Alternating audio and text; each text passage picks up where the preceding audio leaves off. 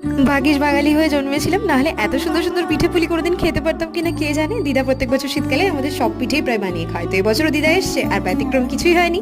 তাই দিদার তৈরি পিঠের থেকেই আজকে একটা রেসিপি শেয়ার করছি, দুধ বকুল বা বকুল পিঠের।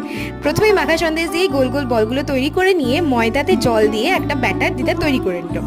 এইবার একটা গ্যাসে বসিয়ে দিয়েছি দুধ, আর তাতে দিয়ে দিয়েছি পাটালি গুড়। দুধটা প্রথমে একটু ফুটিয়ে নিয়েছি, তারপর পাটালি গুড়টা তাতে অ্যাড করেছি। আর একটু গুড়টা চেক করে নেবে, অনেক পাটালি গুড় দিলে না দুধটা কেটে যায়। এরপর সন্দেশের যে বলগুলো তৈরি করেছিলাম ওগুলো ময়দার মধ্যে দিয়ে এরকম গোল গোল আকৃতিতে কড়াইতে তেল গরম করে তাতে ভালো করে ভেজে নিয়েছি। এবার আমাদের বকুল পিঠা ভাজা কমপ্লিট হয়ে গেছে, আর ওদিকে দুধ ভালো করে গ্যাসে জাল দিয়ে গ্যাস বন্ধ করে দিয়েছিলাম। এবার ওই দুধের মধ্যে এই গোল গোল ভাজা বকুল পিঠেগুলো ছেড়ে দিলাম। এইবার ওরা একেবারে রসের টইটম্বুর হয়ে গেছে। বাড়িতে অবশ্যই এই বকুল পিঠে বানিও, আর তোমার সব প্রিয় মানুষদের সাথে এই শীতকালে শেয়ার করো। কেমন? আজকে তাহলে যাই, তোমাদের সাথে গল্প হবে আবার পরের ভিডিওতে।